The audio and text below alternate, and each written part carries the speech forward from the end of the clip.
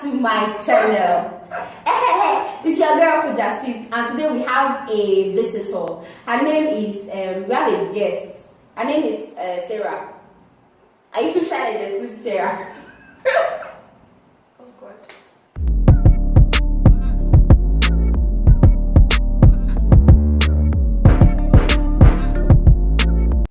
So today we're going to talk about how to choose your niche on YouTube. So Sarah is a newbie on YouTube. She just started our YouTube channel yesterday. Like, you guys can go check her out. So yeah, so that's it for Sarah. That's all for her. We're not talking about her again.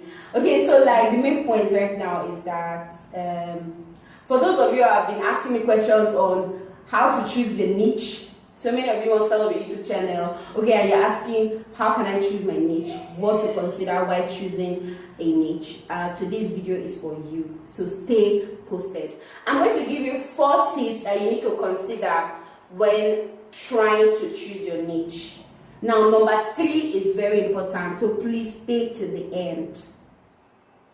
Okay, so guys, let's start on with the video. So when trying to consider which niche to go into on YouTube, you need to consider first of all your love for that niche.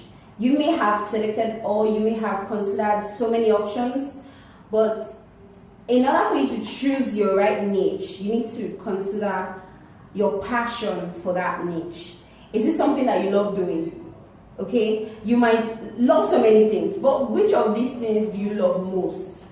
Okay, do you love swimming? Do you love singing? Do you love making people laugh? Do you love cooking? So when you consider these options, okay, your passion is what will help you to choose which niche you are to consider following on YouTube. First of all, passion will help you to always have content handy.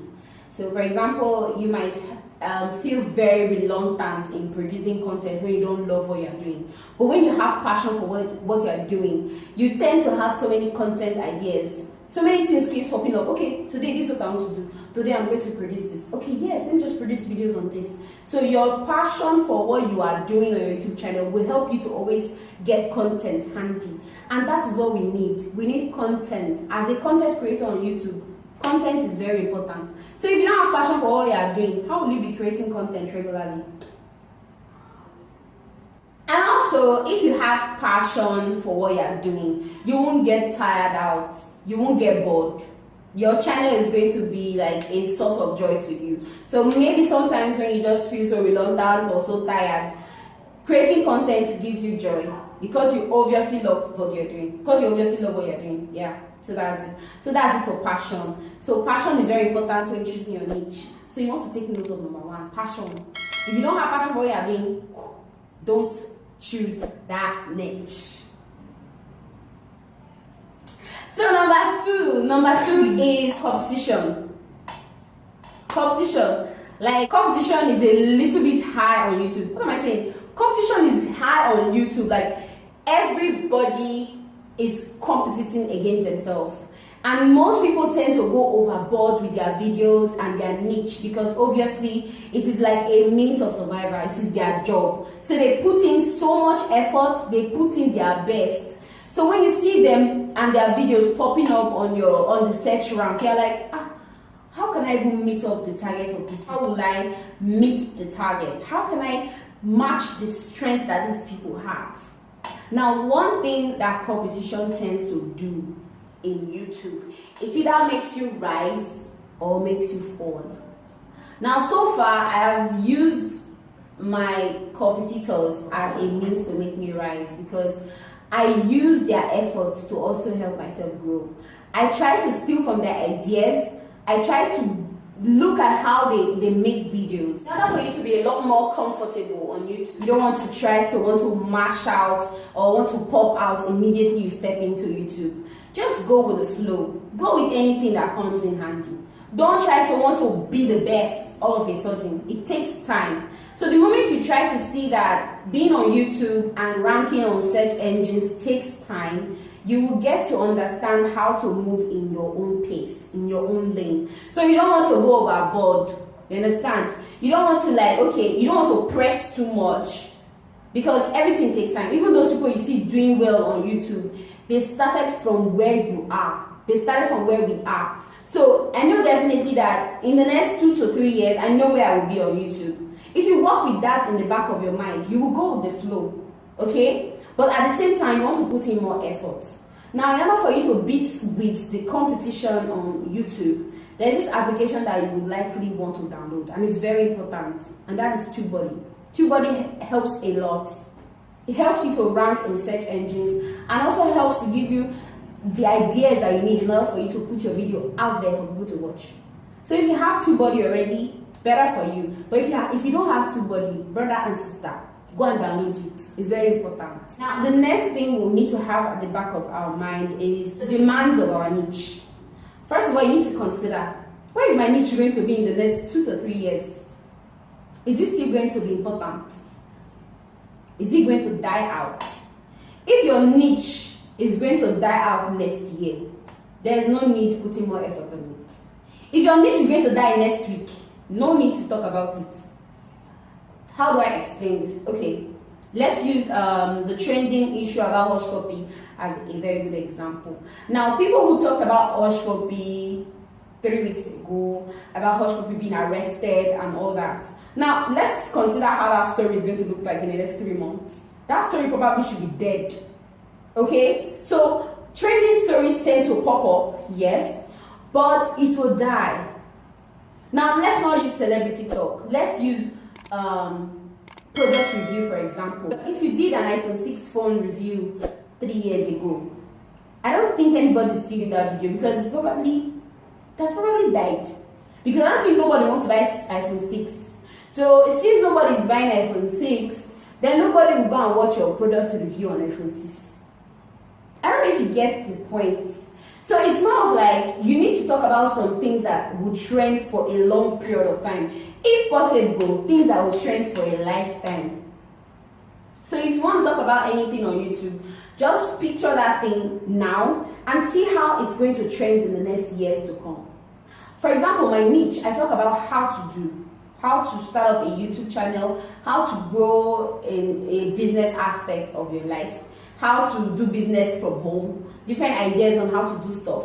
So I see my niche as something that people will need in the next 4 or 5 years to come, because we are generating into a stage of our life whereby we now start working from home.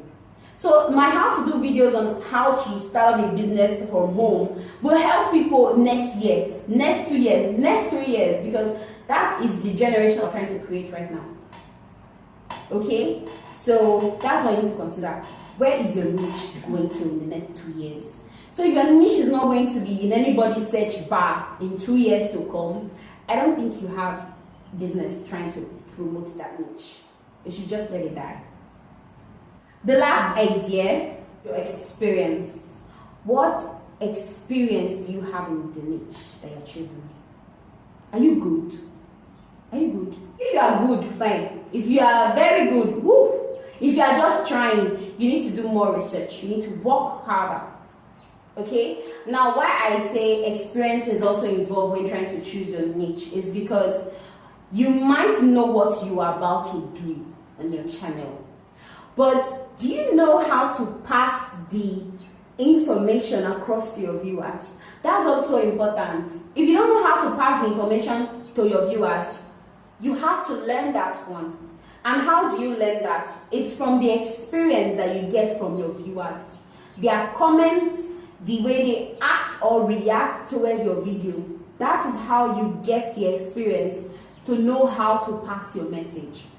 Okay? Now, experience starts or occurs during the process of you having the channel.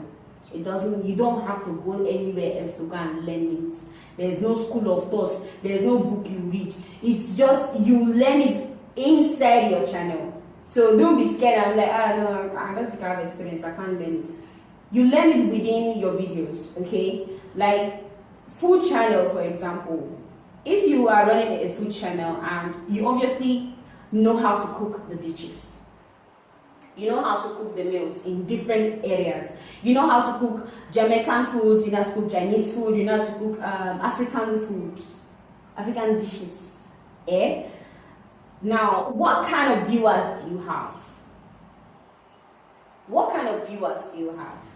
If you have blacks, if you have Africans as your subscribers, I don't think it is proper for you to cook Chinese food, because your viewers will not really appreciate that.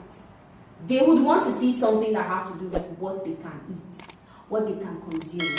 So if you have Chinese viewers, for example, this is not the time for you to come and cook egusi soup or banga soup. You need to know what your viewers want, and that is what will help you to channel your videos to them. I don't know if you relate. Do you get?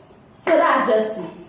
Another aspect where experience comes into play is how well you know what you can do. Everybody knows the regular method of cooking a particular meal. Don't come in here and tell us that same method that we know. Tell us something else. Give us another trick. Give us another, another method to go around it, but still come back to that same meal. Do you understand? So that's what people want to see. They don't want to see the regular thing. They want to see something better, something more simpler, something more affordable. So that's it. So if you can come here with different ideas, but you have the experience to put it into people's hearts, then you're good to go. So those are the 4 things you have to consider when starting up a YouTube channel. Your love for what you're doing, your passion, the competition, can you go with the flow? Are you strong enough? And then the demand for your niche. How well do you think your video can go in 5 years to come, in 6 years to come? Is your video still going to be ranking in the YouTube search bar? Fourthly, the experience you have for what you're about to do. So what experience do you have? So we'll come back to her. So since she has considered what she wants to go for, let's put our attention